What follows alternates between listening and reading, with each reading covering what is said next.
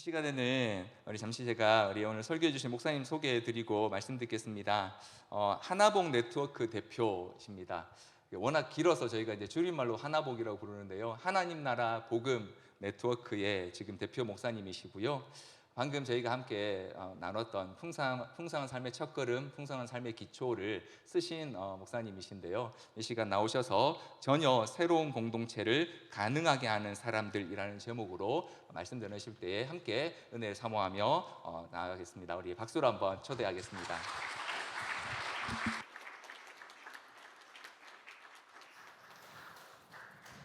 안녕하셨어요? 네, 반갑습니다, 여러분. 반가우세요? 네, 저 마스크를 하고 계셔가지고 얼굴 표정을 알 수가 없어요. 근데 전 진짜 반갑습니다. 제가 어떤 교회 설교하러 갈 때 대부분의 경우에 부담감과 우려를 가지고 가요. 근데 가벼운 마음과 기대감을 가지고 갈 수 있는 교회가 몇이 없습니다. 근데 우리 나눔 교회가 그렇네요. 제가 여러분들 아마 여름 수련회 때 한번 뵀죠. 그게 17년이에요, 18년이었나요? 벌써 꽤 됐는데 그 이후에 이 교회가 잘 성장하고 점점점 더 좋은 교회로 발돋움해 간다는 소식을 제가 듣고 있고, 또 조용민 목사님이랑은 아주 가까이서 함께 동역하고 있어서 여러분들 이야기를, 대부분 좋은 이야기를, 대부분 목사님들 얘기할 때는 안 좋은 얘기를 많이 하시는데요. 근데 정말 조 목사님을 통해서 너무 행복한, 격려가 되는, 도전이 되는 그런 이야기들을 계속 듣고 있어서 제가 정말 감사하게 생각을 해요. 오늘도 제가 여러분들하고 같이 말씀을 나눌 텐데, 이 말씀 나눌 때 사실은 제가 오늘 데살로니가 전서의 2장의 말씀을 여러분들하고 나눌 텐데요. 데살로니가 전서는 제가 강해를 해서 이 도시의 하나님 나라라고 하는 책으로 강해집이 나와 있습니다. 제가 설교할 때는 주로 그 본문을 다 제가 다시 번역해서, 이 뒤에는 제가 붙인 KHK 버전이라고 있어요. 김형국 버전이 이 뒤에 있습니다. 그래서 오늘도 약간 번역상, 왜냐하면 원어를 번역할 때는 약간씩 해석이 들어갈 수밖에 없기 때문에 제가 번역한 내용을 조금 여러분들하고 소개하면서 말씀을 나눌 텐데, 대부분의 교회에서는 1장을 제가 못 넘어가요. 그래서 어느 교회에서 설교하면 1장만 합니다. 2장을 하는 첫 번째 교회입니다. 나들목교회 이외에 2장을 설교하는 첫 번째 교회가 돼요. 그래서 1장을 제가 생략하고 넘어가지만 1장이 굉장히 중요하기 때문에 1장 내용을 일부 여러분들하고 좀 이야기를 하긴 해야 될 것 같습니다. 잠깐 기도하겠습니다. 하나님, 오늘 나눔교회 성도들을 이렇게 만나게 되니 꼭 오랫동안 함께 교제하던 형제자매들을 만나는 것과 같은 기쁨이 제게 있습니다. 주님, 바울이 데살로니가 교회를 향해서 가지고 있었던 그 기쁨도 이와 비슷하지 않았을 거라 생각합니다. 오늘 저를 통해서 나눔교회에 꼭 필요한 말씀 주시고 많은 사람들을 격려해 주시기를 원합니다. 이 시간을 주님께 의뢰합니다. 예수 그리스도의 이름으로 기도했습니다. 아멘. 우리 한국 교회의 문제점을 저는 너무 많이 가슴 아파하고 어떻게 하면 대안이 될 수 있을까를 평생 고민해 오고 있었습니다. 그런데 이 데살로니가 전서를 제가 굉장히 좋아하는 책이긴 한데, 이걸 공부하다가 대단한 걸 발견했어요. 1장에서 데살로니가 교회는요, 제가 시간이 많지 않아서 여러분들이 원하시면 한 2시까지 할 수 있는데 1시에 제가 그렇게 못하게 하도록 1시에 예배를 잡아놨더라고요. 좋지 않아요. 근데 데살로니가라고 하는 도시는요, 제 책에 자세히 나와 있지만 고대 도시입니다. 우리랑 굉장히 비슷하지만 다른 것도 많지만 굉장히 위생, 보안 이런 게 형편없는 곳이에요. 전염병, 코비드 같은 것보다 훨씬 심한 괴질들이 늘 돌고 있었고, 심할 땐 3분의 1씩 죽어나가는 곳이 도시입니다. 그런데 교회가 세워진 거예요. 근데 이 교회가 바울이 안식일에 3번의 안식일을 가르쳤다, 사도행전에 나오는데 3주를 한 것 같지는 않습니다. 안식일에서 3주를 가르쳤다는 얘기지, 실제로 바울은 한 6개월 정도 머물렀을 걸로 봅니다. 그러다가 소동이 일어나고 일종의 소요가 일어나서 쫓겨났어요. 아마도 보석금을 받고 쫓겨난 것 같아요. 다시 데살로니가로 돌아오지 않는다는 조건으로 추방당한 것 같습니다. 그러니까 교회가 세워진 지 6개월 만에, 그게 AD 49년에서 50년 정도였을 거예요. 그러니까 예수님이 돌아가시고 난 다음에 20년이 채되기 전에 세워진 교회예요. 그래서 교회 개척자인 사도 바울이 6개월을 사역하고 쫓겨난 교회입니다. 그러니까 이 교회에 대해서 얼마나 걱정이 많았겠어요, 사도 바울이. 그래서 사도 바울은 이제 밑에 와서 아테네까지 내려와 있었는데 이 쫓겨난 상황이 너무 걱정이 돼서 디모데를 보냅니다. 어떻게 됐는지. 디모데가 가서 보고 돌아와서 그 교회의 소식을 전해 듣고 바울이 너무 기뻐하면서 쓴 편지가 데살로니가 전서예요. AD 50년 가을쯤에 쓰였을 것입니다. 그러니까 이 교회가 세워진 지 1년밖에 되지 않은 상태. 6개월짜리. 그러니까 아마 이 편지를 받을 때는 약 1년에서 1년 6개월 된 어린 교회입니다. 그 교회에 바울이 쓴 편지이고 이 편지는 갈라디아서나 데살로니가서 이 둘 중에 하나가 바울이 쓴 가장 오래된 편지이기 때문에 우리가 기독교인이 가지고 있는 문서 중에 기독교 문서 중에서 가장 오래된 문서일 가능성이 있어요. 야고보서를 더 앞에 잡는 경우도 있지만 그러니까 이 책은 굉장히 재밌는 책이에요. 우리가 가지고 있는 성경이 기독교인들이 만들어낸 문서잖아요. 그 문서 중에서 제일 오래된 적어도 3위 안에 드는 어쩌면 1위일 그런 책이에요. 근데 이 책을 보고서 공부하면서 제가 깜짝 놀랐어요. 아니 이거 6개월밖에 되지 않은 교회 6개월 생각해보세요. 조용희 목사님이 6개월 사역하고 떠났어요. 교회를 그것도 개척한 교회를. 근데 이렇게 칭찬을 받을 수 있을까? 근데 1장에 그 비밀이 나와요. 1장이 굉장히 제일 중요합니다. 데살로니가 전서에서. 근데 오늘 제가 생략하고 넘어가니까 여러분 제 책을 사보시라고 그러는 거예요. 제 책을 사서 보시거나 아니면 유튜브에 다 영상이 있으니까 유튜브로 보셔도 돼요. 근데 그 내용을 보면 제가 그래서 이거를 데살로니가 현상이라고 명명했어요. 4절부터 8절까지의 말씀인데 그 말씀을 다 볼 수 없고 보지 않으셔도 돼요. 거기 중요한 동사만 얘기하면 이렇게 나옵니다. 처음에 너희가 하나님의 말씀이 너에게 이르렀다. 너희가 그 말씀을 받았다. 그래서 우리와 주를 본받는 자가 됐다. 그래서 마게도냐와 아게야 사람들에게 본이 되었다. 그랬더니 마게도냐와 아게야에 있는 모든 사람들에게 너희의 좋은 소식이 울려 퍼졌다. 이렇게 5가지 주요 동사가 나와요. 그럼 보십시오. 이걸 요약하면 이제 표가 나올 거예요. 이런 거죠. 표가 나오죠. 말씀을 이미 이르렀어요. 말씀을 받았어요. 본이 됐어요. 예. 본을 받았어요. 본이 됐어요. 그랬더니 영향력을 끼쳤어요. 이게 데살로니가 현상입니다. 아니 1년짜리 교회예요. 1년짜리 교회가 마게도냐와 아게아의 모든 지역에 너희 믿음의 소문이 퍼지고 있다. 이 퍼진다는 얘기는 링잉, 벨소리가 울리는 것 같이 퍼져나가고 있다. 이렇게 얘기를 하고 있어요. 그러니까 어린 교회예요. 어린 교회인데 너희들의 믿음의 소문이 이게 다 영향력을 끼치고 있다는 겁니다. 마게도냐와 아게아의 모든 믿는 자의 본이 모든 믿는 자의 본이 됐대요. 이 놀랍지 않습니까, 여러분? 아니 어떻게 10년, 20년 된 교회도 그런 걸 잘 못하는데 아니 1년 반짜리, 2년 된 교회가 어떻게 이렇게 될 수 있었을까? 바울이 편지를 쓴 것들을 보게 되면 대부분 바울의 염려가 많습니다. 교회에 문제가 많아요. 그래서 그 문제를 다루기 위해서 편지를 썼거든요. 근데 데살로니가 전서는 문제가 있긴 있는데 뒤에 조금 나와요. 근데 대부분이 문제보다는 칭찬의 일색입니다. 어떻게 이런 교회가 될 수 있었을까? 그것은 아까 보았던 데살로니가의 현상표를 다시 보시면 그 표현 나타나요. 말씀을 듣고 말씀이 이르렀고 그걸 받았어요. 근데 중요한 건 여기서 본을 받았다는 거예요. 복음을 전했던 그분들과 또 주님을 우리와 주를 본받았고 본 받는 거에서 끝나지 않고 본이 되어졌어요. 마게도의 아야근에 믿는 사람들에게 본이 돼서 그 다음에 영향을 끼쳤다 이런 거예요. 여기 잘 보세요. 이거 우리 한국 교회랑 비교해 보면 저는 그걸 한국 교회 현상이라고 볼 수도 있는데 한국 교회 현상은 말씀을 듣습니다. 말씀이 이르릅니다. 여러분 설교가 너무 많아요. 유튜브에 올라가 보면 정말 몇만 부씩 그 보는 그런 설교들이 막 떠 있습니다. 그러니까 정말 사람들이 설교를 많이 듣고 있죠. 그리고 이제 사람들이 말씀을 받긴 받아요. 그거를 듣고 받아요. 그러니까 나의 것으로 받아들인다는 거죠. 근데 이제 안타까운 것은 한국 교회 말씀이 그 수만 명씩 보는 설교들이 저 같은 성경을 연구한 사람이나 평생 주님을 따랐던 사람들의 입장에서 볼 때는 이거 건강하지 않은 말씀이다. 이거 좋지 않은 말씀인데 사람을 병들게 할 수도 있는 말씀인데 이런 말씀들을 많이 들어요. 그러니까 말씀이 한국 교회의 가장 심각한 문제는 하나님 나라의 복음이 정확하게 전달되지 않는 것입니다. 부분적으로 또는 세속적인 가치와 혼합된 상태로 복음이 들려져요. 그게 가장 큰 문제예요. 그렇지만 오늘날 한국 사회에서 조금만 정신을 차리시면 복음을 잘 들으실 수 있어요. 그러니까 받는 데까지는 그래도 가요. 좀 사람들이 말씀을 받아들이는 데까지.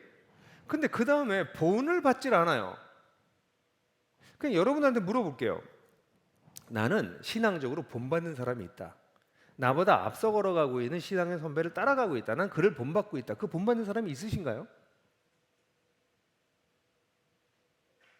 많은 사람들이요, 본받는 사람이 없습니다. 에이, 뭐 이 사람은 이래서 문제고 저 사람은 저래서 문제고 마음에 안 들어.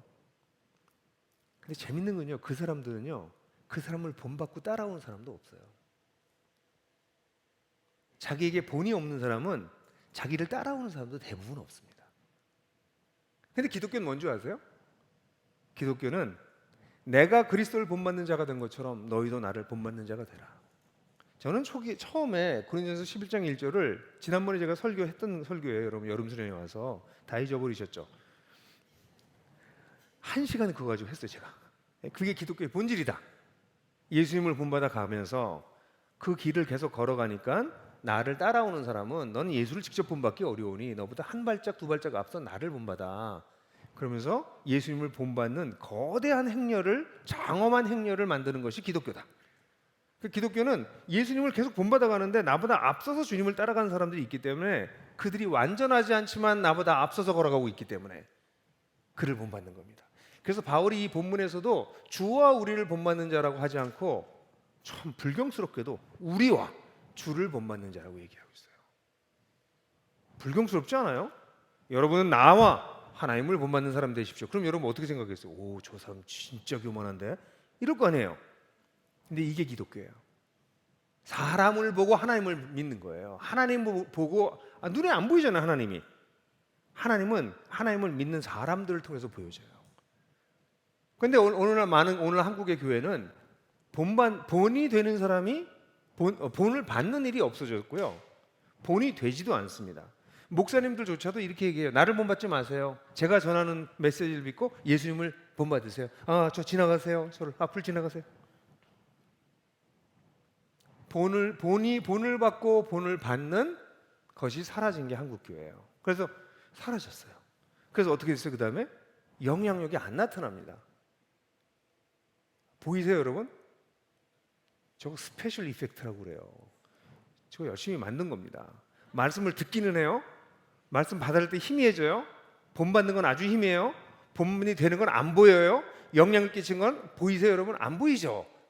저렇게 돼버립니다. 저게 우리의 교회 문제. 그러니까 뭘 놓쳤냐면, 물론 가장 큰 출발점은 하나님께서 전한 말씀을 제대로 못 들은 데 있어요. 이건 목사들 책임이에요. 말씀을 제대로 가르치지 않아서 문제예요. 근데 말씀을 제대로 안 가르치는 것뿐만 아니라 본인들도 본을 받지 않고, 그러니까 누구에게 본이 되지도 않고, 본을 받고 본이 되는 사람이 본을 받는 것이 사라진 한국교회. 그러니까 한국교회 사람들은 변하지 않아요. 크리스천들이 얘기하는 게 이런 말이에요. 목사님들 주셔도 에이, 사람 안 변해. 사람 안 변하더라. 그렇다고 진짜 안 변한다고요? 변해요. 끊임없이 성숙합니다. 제가 만남에 변하지 않는다라는 책을 썼을 때 국민일보 기자가 와서 인터뷰를 하면서 저한테 묻기를, 목사님 나중에 인터뷰 끝나고 목사님 정말 사람이 변해요? 이렇게 물어보더라고요. 그래서 제가 깜짝 놀랐어요. 그럼 변하죠. 예수님 만나면 변하죠. 목사님 교회에 그런 케이스가 좀 있나요? 저한테 그러더라고요. 좀 소개해 주실래요? 너무 기가 막혔어요. 한두 명이 아닌데 누구 뭐 감옥 갔다 와서 변한 사람, 이런 드라마틱한 얘기를 원하는 거예요? 모든 사람이 다 변해요, 예수를 믿으면. 근데 그 변하는 것에 아주 핵심적인 두 가지 요소, 진리를 제대로 못 들은 것과 그 진리를 살아내는 사람이, 본이 되는 사람이 없는 거예요. 그래서 저는 제자 삼다, 제자가 되다 이런 단어보다 이끔이, 나를 그냥 따름이라는 단어를 더 좋아해요. 그러니까 기독교인은 어떤 거예요? 내 앞에 나를 이끌어주는 사람이 있고 내 뒤에는 나를 따라오는 사람이 있는 거예요. 모든 사람이 이끔이고 따름이에요. 그게 기독교예요. 아니 저는 믿음이 없어요, 부족해요, 그렇게 얘기하면 예수를 믿은 사람은 누구에게 이끔이에요? 예수를 막 믿었어요. 그럼 누구에게 이끔이게 돼요? 하나님을 모르는 사람, 아직 우상, 세상 이데올로기 가치관에 무릎 꿇고 있는 사람에게 나는 거기서 벗어났거든요. 그 사람에게 본이 되는 거죠. 오늘 우리 풍삼초 하신 자매가 이제 텐텐텐을 한단 말이에요. 하루에 10분씩 3번을 하나님 앞에 나아가는 시간을 가져요. 그걸 하려고 애를 써요? 그럼 예수를 막 믿은 사람, 하나님과 관계를 맺고 교제를 하는 것이 무엇인지 모르는 사람에게는 그에게 입금이가 되는 거죠. 그런 나의 따름이가 되는 거죠. 이 사람이 예수님을 잘 따라가요. 보니까 나보다 더 앞서서 정말 우리 기독교의 제자도 하나님을 따라간다는 것이 무엇인지 제대로 이해한, 풍성한 삶의 기초 같은 걸 이해한, 그렇게 살아가는 선배가 있네. 저도 좀 그거 같이 해요. 그럼 입금이가 그래 같이 하자. 입금이가 되고 따름이가 돼서 하다 보면 자기가 또 끝나. 이번에 17명, 14명인가 수리하셨네요. 그럼 그 사람이 이제 자기 뒤에 풍삼초 끝났어. 그럼 내가 같이 도와줄까? 그럼 계속 가는 거예요. 그 다음에 공동체 세우고요. 그 공동체 세상을 변화시키는 일을 하기 시작하고요. 그럼 세상의 영향력이 흘러가는 거예요. 근데 기독교가 지금 어떻게 됐어요? 본을 받고 본이 되는 고리를 잃어버렸어요. 여러분들 가운데 난 안 바뀌는 것 같아, 난 변하질 않아 그런 분들 100% 반은 진리를 아직 이해 못하셔서 그래요. 기독교의 진리를 정확히 이해 못해서 그래요. 이걸 알고도 안 변한다고요? 있을 수 없어요. 예수님을 만났는데 안 변한다고요? 있을 수 없어요. 대단한 분이세요. 근데 그 예수를 알아도 안 변하는 사람이 있는데 그 사람들은 자기 앞서가는 사람이 없는 거고 자기를 따라오는 사람이 없이 나 홀로 신앙생활을 하는 사람이에요. 그 사람 안 변해요. 거의 안 변합니다. 죽을 때까지. 왜냐하면 이게 하나님의 방식이기 때문에 그래요. 하나님의 공동체를 세우시는 것이 하나님의 방식이기 때문에 그렇습니다. 그래서 일단 지금 얘기한 건 이제 우리 나눔교회에서는 상식이기 때문에 서론 동안 짧게 얘기하려고 그랬는데 이 서론이에요 지금. 그러니까 여러분 나눔교회가 어떤 교회가 되길 원하세요? 숫자 많아지고, 속칭 교회 부흥한다는 그 교회가 또 마음이 따뜻해지고 편해지고 일주일 동안 죄 지을 준비를 하고 세상에 나갔다가 교회 오면 또 와가지고 사우나 하는 것처럼 싹 한번 죄 씻음 받고 또 다시 세상에 나가고 그런 교회 하고 싶으세요? 그러니까 세상 나가면 하나도 세상 사람이랑 다르지 않은 비슷한 삶을 사는 그런 삶을 살아도 위로해주고 그럴 수밖에 없어. 우리는 그런 말 들으면서 평생을 살다가 죽고 싶으세요? 아니면 내가 보니까 내가 1년 전에 나랑 내가 다르네, 10년 전에 나를 보니 와 진짜 엄청 변했네, 이런 걸 보면서 앞으로 10년 후는 어떻게 될까? 앞으로 20년 후는 어떻게 될까? 그러면서 살고 싶으세요? 기독교는 후자예요. 1년 전이나 10년이나 비슷하네 내가. 난 그냥 죽으면 천당이나 가야지. 그게 기독교라고요? 죽으면 천국 가는 종교가 기독교라고요? 그건 기독교의 보배를 그냥 값어치 없는 정말 값싼 유리구슬로 바꾼 거나 다름없어요. 우리 죽으면 천국 가요. 근데 살아서도 그 나라를 누리는 거죠. 그 나라가 이미 시작됐기 때문에. 그걸 실제로. 근데 이제 이렇게 되려면 이런 정말 전혀 새로운 공동체, 데살로니가 공동교회 같은 교회가 되려면 여기 매우 중요한 이것을 촉발시키는 사람이 있어요. 그 사람이 바로 입금이에요. 지금 데살로니가 교회가 이렇게 탁월하게 갈 수 있었던 이유는 데살로니가 교회가 본받을 바울과 바울 사역팀이 있었기 때문에 그래요. 그래서 2장 1절부터 지금 읽었던 이 본문에는 입금이가 어떤 자세로 입금이가 나타나는지가 보여져요. 근데 일단 입금이 그럼 여러분 가운데 대부분이 나는 아니에요. 벌써 이렇게 딱 생각해. 아니 근데 여러분들이 예수를 믿었으면 다 입금이라니까. 일단 예수를 정말 믿고 예수님을 따르기 시작했으면 다 입금이에요. 여러분 뒤에 누군가 있어. 하다못해 여러분 자식도 있고요. 여러분 친구도 있고 회사에 하나님 모르는 수많은 사람들이 있고 다 여러분의 입금이 따름이에요. 예수를 믿는 순간 우리 뭐가 된다? 입금이가 된다. 아멘? 자신이 없는데? 왜 자신이 없냐면 저는 아직 기도도 잘 못하고요. 저는 뭐 큐티도 뭐 하다 말다 하고요. 저는 아직도 세상의 가치관에 흔들리기도 하고 그래요. 이런 한계를 경험하는 거예요. 그래서 입금이가 안 된다고 생각해. 근데 바울은 어땠을까요? 바울은 우리와는 달랐지만 그에게도 한계가 있었어요. 가장 큰 한계는 뭔가요? 너무 짧게 같이 있었어요. 그들에게 나를 본받으라고 말하기에는 길게 잡아야 6개월밖에 안 했었어요. 그러니까 바울도 이렇게 얘기를 할 수 있어요. 그거 잠깐 있다 갔는데 뭐 거기서 뭐 어떡하겠어. 잠깐 나를 본 친구들한테 내가 어떻게 나를 본받으라고 얘기하겠어. 얘기할 수 있겠죠. 그리고 바울이 어쨌든 도망갔잖아요. 쫓겨났잖아요.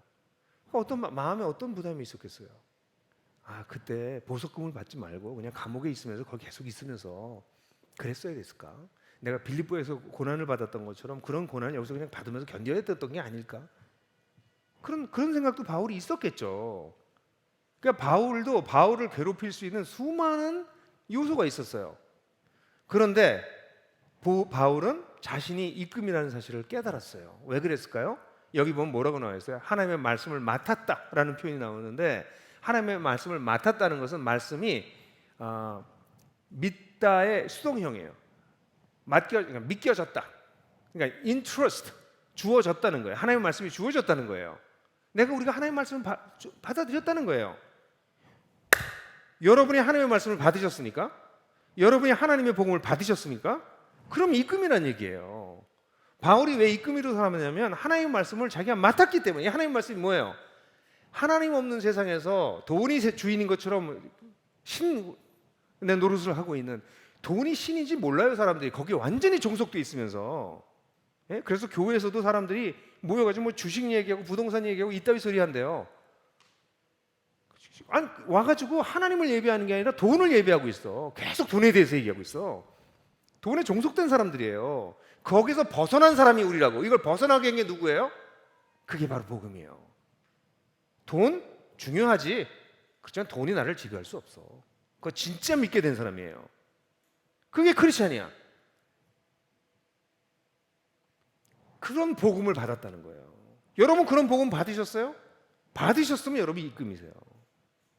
받는 순간 이 엄청난 놀라운 걸 우리가 받았거든. 근데 이게 헷갈린데 자꾸 돈보다 하나님보다 돈이 더 세 보인다. 뭐 이러시면 조금 다시 생각해 보셔야 돼. 복음이 선명하지 않은 거예요. 예? 이 돈은 진짜 중요한 문제인 것 같아. 제가 돈 문제를 데살로니가서 뒷부분에 한번 다루긴 하지만, 돈이 자기 주인이면 그처럼 나쁜 극악한 주인이 없어요. 근데 돈이 내 하인이 되면 그처럼 충실한 하인이 없어요. 돈이 주인이세요? 하인이세요? 잘 보세요. 여하튼 지금 그 얘기를 할 수는 없어. 그러니까 크리스찬이 된다는 거는 그런 거예요. 그러니까 이게 말씀을 받았다는 거예요. 그러니까 입금의 첫 번째 아주 중요한 특징은 뭐예요? 말씀을 가지고 있는 사람, 하나님의 말씀을 받은 사람이에요. 첫 번째. 그럼 모든 사람이 입금이가 돼요. 근데 이 입금이는 그 다음에 뭐가 필요해요? 이 입금이가 이런 삶을 살려면 고난을 받아요. 빌립보에서 내가 고난을 받았던 것처럼, 너희들 가운데서도 많은 싸움 가운데서 담대하게 복음을 전했던 것처럼, 이렇게 얘기하는 것처럼 거기 뭐가 필요해요? 대가가 지불돼요. 옛날에는 어떤 대가가 지불됐을까요? 예수님을 전하면 유대인들로부터 핍박을 받았고, 잠시 후에는 로마로부터 핍박을 받았고, 결국 세속사회로부터 핍박을 받았어요. 근데 지금은 예수님을 전한다고 해서 핍박을 별로 받지 않아요. 요즘 한국 기독교가 물론 아주 세상으로부터 아주 질타를 당하고 있어서 밖에 나가서 내가 목사다, 크리스찬이다 그러면 사람들이 싫어해요. 그래서 많은 사람이 가만히 크리스찬 아닌 척하고 있어요. 그래서 직장에서도 한참 오래 다녔던 사람끼리 서로 이렇게 교회 다니는 걸 알게 되고서, 부장님도 교회 다니세요? 뭐 이렇게 서로 인사를 하는, 사실 저도 교회를 다녀요. 뭐 이러면서, 예? 이런 형국이, 아니요, 왜 여기 형국이 나오나? 근데 어쨌든 이런 상황이 돼서 상황이 너무 끔찍하죠. 크리스찬인 걸 드러내지 못하는 그런 세상이 됐어요. 그러나 오늘날은 옛날처럼 그렇게 공격당하지 않아요. 물론 일단 몇몇 회사에서는 요즘 교회 갔다 오면 써내라고 그런다고요. 교회 못 나가는 대기업들이 있어요.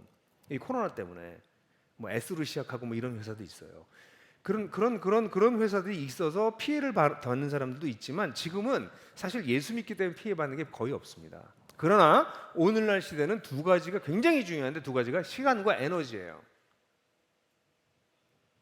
시간과 에너지, 돈, 이게 제일 중요한 요소 중에 하나인데, 여러분들이 딴 사람의 입금이가 되시려고 그러면, 복음을 전하고 이야기하려면 뭐가 필요해요? 내 시간이 필요해요. 내 에너지가 필요해요. 그걸 내어줄 수 있어야 돼요. 왜냐하면 복음이 너무 소중하기 때문에. 아니요, 오늘 현대사회는 너 자신을 위해서 시간과 에너지와 돈을 써도 모자라. 그렇게 끊임없이 TV를 통해서 여러분 세뇌하고 있어요. 돈 부족해. 날 위해서 쓸 돈이 없어. 지금 남을 어떻게 도와? 내 에너지도 부족하고 내 시간도 부족해. 나만 위해 살아도 힘들어. 내 가정 하나 돌보고 잘 사는 것도 힘들어. 그것도 힘들어서 애도 못 낳겠어. 이게 오늘날 시대예요. 그런데 이 상황에서 내가 복음을 위해서 나의 시간과 돈과 에너지를 딴 사람에게 준다고요? 그 고난이라고 말할 수 있을 정도예요. 사실 바울이 당했던, 우리 믿음의 선조들이 당했던 고난에 비하면 좀 창피하긴 해요. 아, 이걸 고난이라고 말해야 되나 싶긴 하나, 오늘날 현대사회가 여러분들을 간교하게 속이고 있기 때문에 그거를 내어놓는 것이 어려워요. 근데 이번에 풍삼기 하셨잖아요. 풍삼기 하신 분들 보니까 하면 어떻게 해요? 일주일에 예습하고 뭐 기도하고 만나서 대화하는데 보통 최소 3시간, 많으면 5시간씩 필요해요. 그걸 13주 하는 거예요. 그럼 한 65시간에서 70시간을 써야 되는 거거든요. 시간으로 따져보세요. 70시간을 써야 되는 거예요. 시간당 여러분들 시급으로 7만 원을 받는다고 치시면 70만 원을 써야 돼, 돈으로. 근데 여러분 몸값이 비싸서 시간당 받는 돈이 뭐 10만 원이다 그럼 700만 원짜리예요. 이렇게 하니까 알아듣겠어요? 그러니까 돈으로 얘기해 줘야 알아들어. 에? 깜짝 놀라. 그런 거였어? 이게 뭐냐면, 그러니까 이게 우리가 이 돈이라고 하는 게 우리를 확 잡아먹고 있다고 지금. 보통 얘기하면 설명 못하다가 이러면 막 은혜를 받고 깨닫잖아요, 여러분들이. 그게 이제 돈이 우리한테 이렇게 밀고 들어와 있는 거예요. 근데 풍삼기를 이끈다는 얘기는 자기가 특별히 돈을 많이 버는 사람들한테는 시간당 돈을 많이 버는 사람들에게는 70시간을 쓰는 거니까 자기 시간당 버는 것을 70시간을 곱하면 될 정도의 거를 집어넣는 거예요. 뭐 할래? 둘 중에 돈을 벌래? 별 볼 일도 없어 보이는 사람 하나 붙들고 앉아가지고 그 사람 인생 얘기 듣고 뭐 온갖 얘기 들으면서 70시간을 같이 보낼래? 하나님 나라의 복음을 받아들인 사람들만이 이거래요. 이게 너무 소중하기 때문에, 이게 날 변화시켰기 때문에 이거 나 혼자 가지고 있을 수 없다. 복음을 위탁받은 사람들만이 이걸 전해야 되겠다. 붙들고 씨름하는 거죠. 그러니까 이끔이의 첫 번째 자격은 자격 없음이에요. 아무 자격이 없어. 부족해. 바울도 부족했어요. 그리고 사단은 계속해서 얘기해. 넌 준비가 안 됐어. 넌 일단 좀 더 공부를 하고 기도를 좀 더 하고 시간이 좀 지나고 난 다음에 성숙하고 난 다음에 생활이 안정되고 난 다음에 뭐 등등등 온갖 얘기를 하면서 하지 말라고 그래요. 근데 복음을 받아들이는 순간 사람들은 어떻게 돼요? 아, 이 복음이 나한테 위탁됐구나. 나에게 주어졌구나. 라는 생각을 하게 되는 거죠. 그게 입금인데 가장 중요한 모습입니다. 여러분들은 입금이세요? 어떠세요? 입금이세요? 아니세요? 아니에요? 내가 입금인지 오늘 알게 됐어요. 손 들어보세요. 내가 입금인 걸 알게 됐어요. 손 들어보세요. 그러니까 손을 아직 안 드시는 분들은 아직 회심도 안 한 분들이야. 다시 한번 얘기할 테니까 좋은 말 할 때 들으세요. 내가 입금이구나 라는 걸 발견하는 사람은 손 들어보세요. 아직도 끝까지 안 들을 거예요. 저기 목사님 아는 사람 체크해서 이따 끝나고 1대1 면담 다시 하세요. 왜냐하면 교회를 다니면서 자기에게 복음이 주어졌다는 걸 모르고 사는 사람처럼 불행한 사람이 어디냐고요. 여러분들 가운데 그런 사람들이 없길 바라지만 한국 교회는 그런 사람들을 헌금만 하면 교인으로 쳐줘요. 여러분 가운데 이 복음이 내 시간을 내서라도 전하는데 그렇게 대가를 지불하는데 아깝지 않다는 것, 아깝지 않다, 그렇게 고귀하다라고 하는 것을 확신하지 못하는 분들이 있다면 교회를 계속 그냥 다니시는 것은 바보짓 하는 거예요. 산수를 배우지 않고 미적분을 풀겠다는 얘기예요. 집을 지는데 1층을 짓지 않고 10층부터 올리겠다는 얘기예요. 복음을 아는 게 제일 중요해요. 복음을 알게 되면 이게 나한테 주어졌다는 걸 알게 되면 그걸 위해서 내가 시간과 에너지를 못 낸다고요? 그럼 무슨 게 복음이야. 그래서 여러분들이 아까 좀 전에 이제 멈칫 왜 손을 못 들었어? 사탄이 또 얘기하는 거야. 너 성경 잘 안 읽잖아. 부족한 것만 보이게 하는 거예요. 아니에요. 복음을 받아들인 순간 입금이로 살기 시작해야 사람이 성장해 나가요. 이 걸음을 걷기 시작한다고. 근데 나는 계속 안 된대. 계속 부족하대. 그 대가를 못 지불하는 거죠. 제가 아까 여러분들 이렇게 명단이 나왔을 때 제 명단을 보고 너무 기뻤어요. 저렇게 많은 사람이 풍삼초과 풍삼기를 하다니. 근데 제가 이렇게 딱 보고 저는 또 이 전문가 아닙니까? 명단을 쫙 보고선 17명 중에서 풍삼첫 17명 중에서 여자가 4이었고요. 풍삼기 14명 중에서 남자가 4이었고요. 남자가 3인 것 같았어요. 그러니까 합쳐서 30명이 이번에 하셨는데 30명 중에서 남자 숫자가 10이 안 돼요. 7 정도밖에 안 돼요. 왜 그럴까요? 남자들이 문제가 있어요. 누구 본받는 거 못해. 아씨 나만큼만 살려고 그래. 뭐 이런 생각이 약간 속에 있어. 안 배워요. 잘. 그러니까 그 사람을 따라오는 사람도 없어.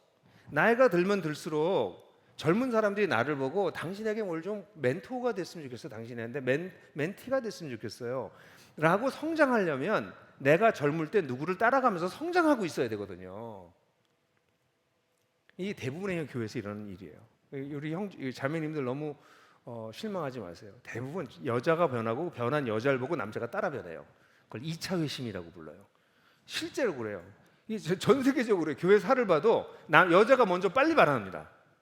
수용성이 여자가 더 많은지 왜 그런지 모르겠어요. 억압을 많이 받아서 그런지 뭔지 모르겠지만 여자가 먼저 변하고 난 다음에 그 변화된 아내들을 보고 남편이 변화돼요. 그런 경우가 많습니다. 좀 이따가 제가 하나 보여드릴 텐데 거기도 그 비슷한 현상이 나타나는데요. 그러니까 누구든지 변하기 시작하면 전체적으로 변화를 따라갈 수밖에 없어요. 그래서 이끌미가 되는 것, 이끌미가 필요해요. 저는 우리 나눔교회에 이제 이끌미들이 일어나시길 바라요. 나들목 교회는 저희 교회는 이제 분교할 때 저희 교회가 한 1,300명 정도 모이다가 교회를 5개로 나눴는데 2년 전이에요. 딱 2년 됐는데 그 1,300명 중에서 450명이 풍성한 삶의 기초를 가지고 복음을 전할 줄 알았어요. 제자 훈련을 할 수 있는 사람, 풍삼기 이끌미가 450명이었어요. 그 사람들이 1년에 한 번 이상 교회에 오는 사람들에게 1대1로 복음을 전했습니다. 그리고 제자 훈련을 해요. 그게 뭐냐면 라이프 스타일이야. 지금 나눔교회에서는 자 이번 가을 학기에 합시다 이렇게 약간 학제로 운영되지만 저희 교회에서는 학제로 운영되지 않습니다. 그냥 알아서들 하는 겁니다. 가정교회 목자가 자기 가정교회 식구들 보고 너 이제 풍삼기 할 때가 된 것 같다. 그럼 나랑 풍삼기 하자 합니다. 하다가 제대로 안 하면 스톱합니다. 그렇게 해서 너 예술 따라갈 수가 없어. 나중에 다시 하자. 중간에 그만둡니다. 왜냐하면 이걸 이수하는 게 중요한 게 아니기 때문에. 그래서 풍삼기를 이수한 사람은 1,000명이 넘어요. 풍삼기를 이끌 수 있는 사람만 450명이고 풍삼기를 10번 이상 인도한 사람도 숫자를 못 세요. 한 20번 이상 인도한 사람 되면 그때쯤 이렇게 딱 후광이 나오더라고요. 이렇게. 실제로 50번 넘게 인도한 사람들도 있어요. 왜 그럴까요? 아니 뭘 다 아는 얘기를 또 아니에요. 저도 이걸 계속 인도하고 있는데 하면 어떻게 돼요? 내가 주님을 더 닮아가는 거예요. 내가 이걸 또 얘기하다 보니까 내가 또 이렇게 부족하네. 가르치는 게 아니에요. 그래서 이끌미와 따름이에요. 이 사람한테 가르치는 게 아니에요. 나는 이 복음을 따라가기 위해서 이렇게 고민하고 있어. 너는 어떠니? 나 너 때는 만약 이런 거 고민했어. 너 그 문제가 풀렸니? 그러면서 가는 거예요. 그러니까 계속 주님을 향해서 가는 거죠. 생각해 보세요. 450명이 교회에 450명이 2년 전이에요. 그 사람이 계속 성장하고 주님을 닮아가고 있어요. 그럼 그 뒤에 어떤 사람이 그 사람들 따라가는 사람이 계속 따라와요. 그럼 그 뒤에 또 따라와. 그다음 예수 믿는 사람 생겨. 이 거대한 무리가 가고 있는 거죠.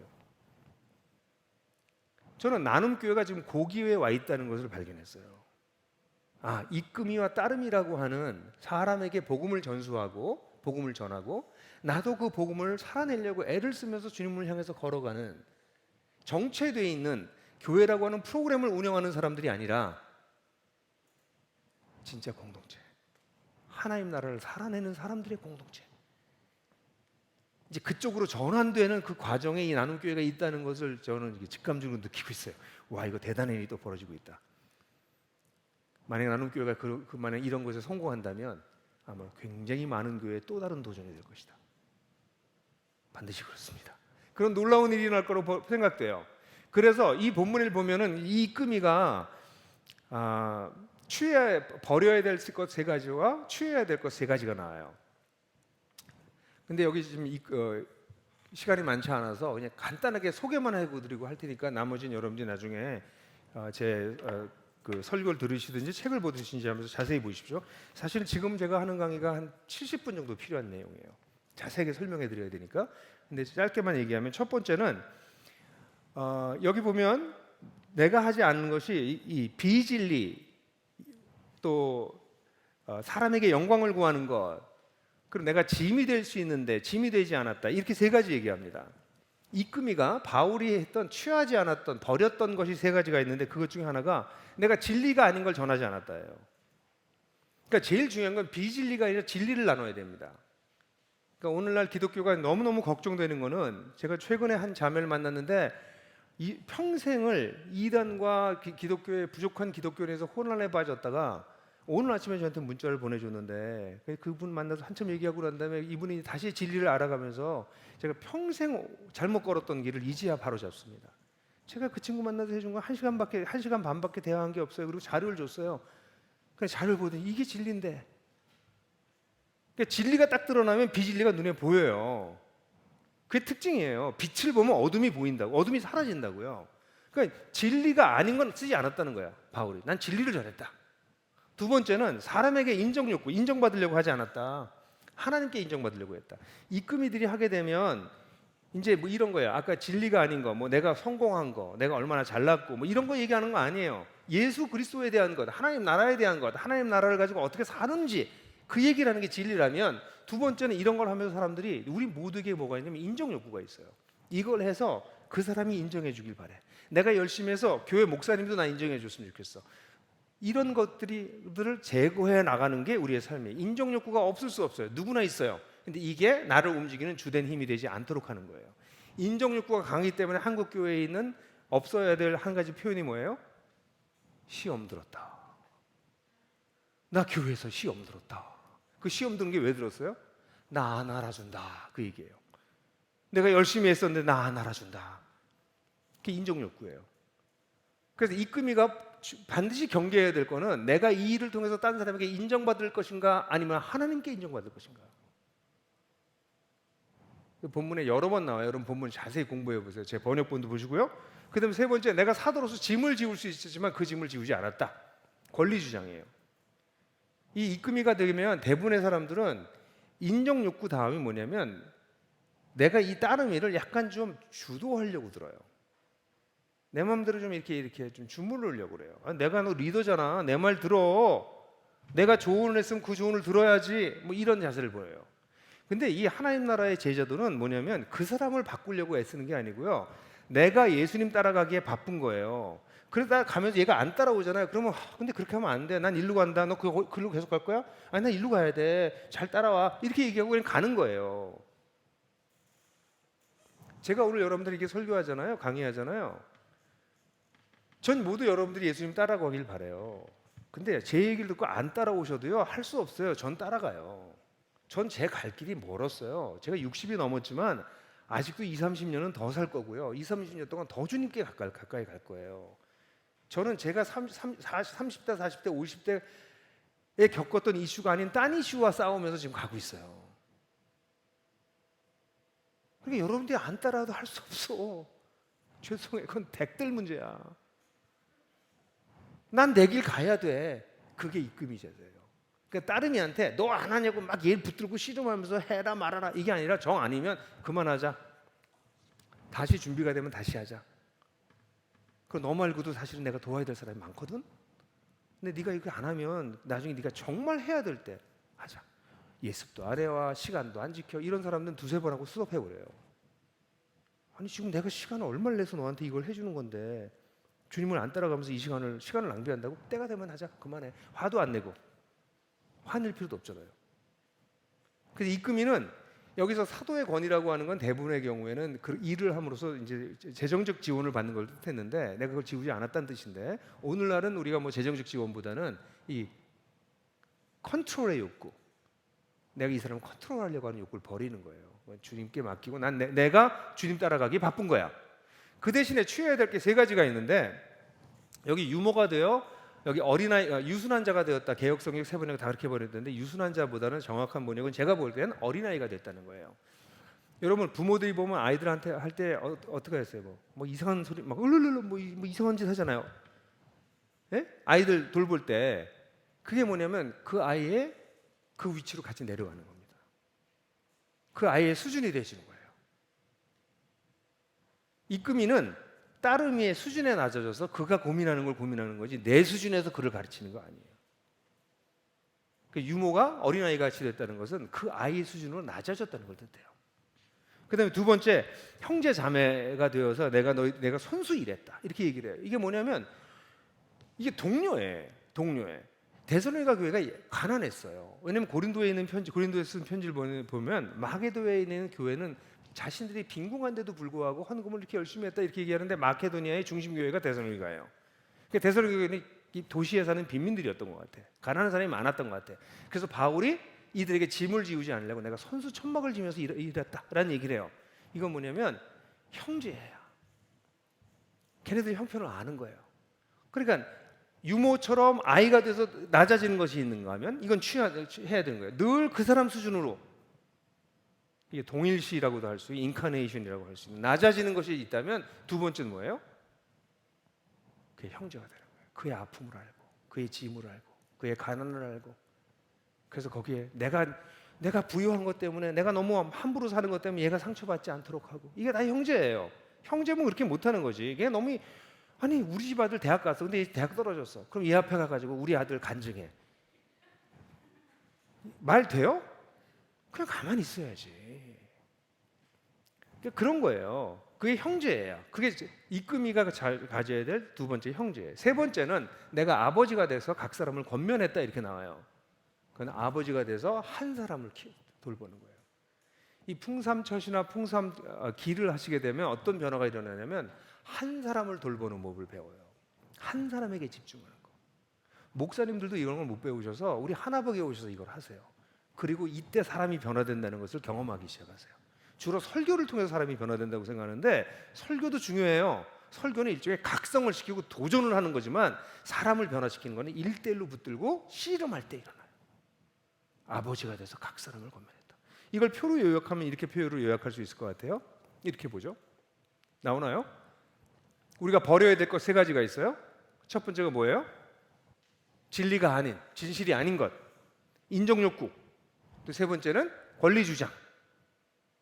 이런 것들을 우리가 버려야 된다면 좋은 이금희가 취해야 될 것은 유모처럼 낮아지는 것, 형제자매처럼 동료애를 갖는 것, 아버지처럼 한 사람을 세우기 위해서 집중하는 것, 이런 거 하는 거예요.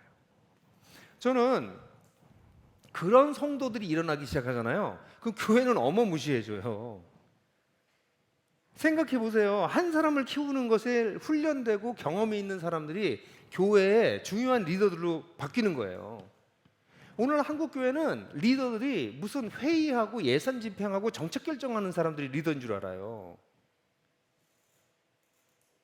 그래서 다 그거가 훌륭한 건 줄 알아요. 그거는 중요한 일이 아니에요. 그것도 해야 되지만 중요한 건 사람을 세우는 일이에요. 사람 세우는 경험이 없는 사람들이 정책을 결정하기 때문에 꼭 정치인들이 일선 관료들의 전문 지식을 무시하고 정치적 결정을 내리고 뭘 움직여가지고 나라를 막 엉터리로 만들어 놓는 거랑 비슷하게 사람 세우는 경험이 없는 사람들이 교회 정책을 결정하면 교회는 조직으로 바뀌어버려요. 그래서 저희 나들목교회에서는 사람 세우는 경험이 없는 사람은 교회 리더가 될 수가 없습니다. 공동체 세우는 경험이 없는 사람들은 교회 리더가 될 수 없습니다. 아예 못하게 합니다. 잘못하면 권력욕을 가지고 쓰기 때문에 이게. 그러나 여러분 생각해 보십시오. 사람 한 사람을 만지고 사람을 변화시키는데 잔뼈가 굵고 근육이 붙은 사람이 교회 전체를 보고 이 교회가 어디로 가야 될지 생각하고 기도하게 된다면 얼마나 지혜롭고 분별력 있는 결단들을 내리겠어요. 교회가 파워풀해집니다. 다른 종류의 교회가 나와요. 제가 전혀 새로운 공동체라고 하는 게 그렇습니다. 정말 전혀 새로운 공동체가 나와요. 저는 우리 나눔교회가 그 선상에 왔다 지금. 이제 그걸 넘어가려고 한다. 근데 전환할 때는 늘 에너지가 있고 저항이 있어요. 지금까지 하는 대로 하지 뭐 이렇게 할 수 있어요. 근데 성경에서 뭐라고 얘기하는 거에 집중하세요. 데살로니가 교회는 왜 한 살밖에 되지 않았는데 이렇게 칭찬을 받았나? 그 이유가 뭐냐? 우리도 그런 교회 되자. 그래서 제가 우리 나들목 교회가 이런 전환기로 넘어갈 때 데살로니가 전서를 가지고 설교했어요. 제가 질문했어요. 우리 나들목 교회가 데살로니가 같은 교회가 될 거예요? 아니면 왜냐면 그때 저희가 숫자가 많아지면서 교인들이 자꾸 이렇게 뒤로 물러서면서 약간 서비스를 받는 쪽으로 바뀌는 거예요. 사람이 많아지면 그렇게 돼요. 그래서 위기의식을 느꼈어요. 그래서 교회를 이제 분교할 준비를 하면서 이 데살로니가전서를 강의했어요. 우리도 데살로니가 교회가 되자. 세상에 좀 선한 영향력을 끼치는 교회가 되자. 그렇게 하려면 당신들이 이끌미가 되셔야 됩니다. 당신들이 이끌미로 사셔야 됩니다. 딴 사람 보고 좀 열심히 하세요가 아니라 내가 이끌미가 된다. 아까 여러분들 이 코로나 상황에서 제가 미국에 있는 포틀랜드 교회에서 작년 가을에 연락이 왔어요. 목사님 놀라운 일이 벌어지고 있어요. 그 포틀랜드 교회. 왜냐하면 이 풍삼기라고 하는 게 그 교회에 들어간 게 2017년인가 들어갔거든요. 근데 뭐 이렇게 뭐 별로 진전이 없는 것 같았어요. 근데 깜짝 놀랐어요. 그래서 저한테 표를 보내줬어요. 그래서 여러분들 잠깐 보여드릴게요. 이렇더라고요. 2017년에 이렇게 여기 보면 잘 안 보이지만 저기 가운데 있는 분이 한 3명 정도 했어요. 이렇게 2017년에. 그 다음엔 그 사람들이 또 하는 거죠. 2018년에 뭐 미미해요. 여전히 1년이 지났는데도 미미해. 그러다가 2019년 이렇게 됐어요. 근데 작년에 이제 코로나가 왔잖아요. 코로나가 되니까 이 사람들이 그러니까 온라인이 또 강하니까 온라인으로 다 하니까 이게 다죠. 2021년도 있나? 21년 그 다음에. 그래서 그 교회가 이민교회인데 지금 이 보고를 받을 때 90명이 넘는 사람이 풍삼기를 하고 그 중에서 60명이 넘는 사람이 입금이로 딴 사람을 돕고 있는 거예요. 단 몇 년 만에. 그러니까 교회 전체가 확 이 교회에 대한 나중에 한번 또 소개할 수 있는 기회가 있었으면 좋겠어요. 근데 이제 놀라운 건 저 90명 중에서 남자가 4명이라는 사실. 네. 형제들, 우리 형제들, 우리가 영적 지도력을 좀 가져야 되지 않겠습니까? 근데 저기도 분명히 이제 형제들이 붙을 거예요. 왜냐면 저희 교회도 그랬어요. 처음에 자매들이 먼저 변하기 시작하고 그리고 형제들이 그다음에 따라 붙으면서 이제는 비슷해요. 형제 숫자랑 자매 숫자가 비슷하지만 초기에는 자매들이 좀 많았었긴 했습니다. 전 여러분한테 도전하고 싶어요. 어떤 교회가 되고 싶으시냐고. 조용민 목사님 설교를 정말 잘하세요. 여러분 정말 제가 우리 후배 목사님들 중에서 제가 박수 치는 좋은 목사님이다. 너무 감사하다. 그런 좋은 설교 들으면서 여러분들도 좋은 크리스천이 됐다고 착각하고 살 수 있으세요. 좋은 설교를 듣는다고 여러분들이 좋은 크리스천이 아니에요, 여러분. 속으시면 안 돼요. 여러분들이 누구에게 복음을 전하고 누구를 변화시키고 있는가가 없다면 여러분들은 그냥 거기 머물러 있는 사람들이세요. 나는 주님을 따라가기에 바빠. 그러니 너도 나를 따라오렴? 이렇게 말하지 않는다면 여러분들은 한국교회 현상을 일으키는 사람 중에 하나세요. 죄송해요. 수많은 사람들이 한국교회에 대해서 비판하고 문제 제기를 해요. 그럼 제가 물어봐요. 그분들한테. 한국교회 문제 있는 건 맞아요. 근데 댁은 뭐 하고 계세요? 나는 본받지 말고 주님을 본받아. 그렇게 지나가라고 말하고 있는 사람은 한국교회를 비판할 자격이 없어요. 사실은 그들이 문제예요. 그들이 변하지 않기 때문에, 그들이 그 자리에 가만히 있기 때문에 한국교회는 영향력을 끼치지 못하는 거예요. 뭐 죄짓고 무슨 뭐 횡령하고 여자 문제 있고 그런 목사들 문제가 아니에요. 문제는 우리 성도들이에요. 그러나 만약 성도들이 복음을 받고 그걸 누리고 내가 누군가의 본을 받으면서 주님을 따라가고 누군가의 본이 된다면 데살로니가 같이 가난한 도시에 6개월밖에 사역하지 않았던 교회가 마게나 아가야 지역의 본이 됐던 것처럼 놀라운 영향력을 끼치고야 맙니다. 그것이 하나님 나라의 복음이 가지고 있는 힘입니다. 우리 나눔교회가 그런 놀라운 축복을 누리시게 되기를 주님의 이름으로 축복합니다.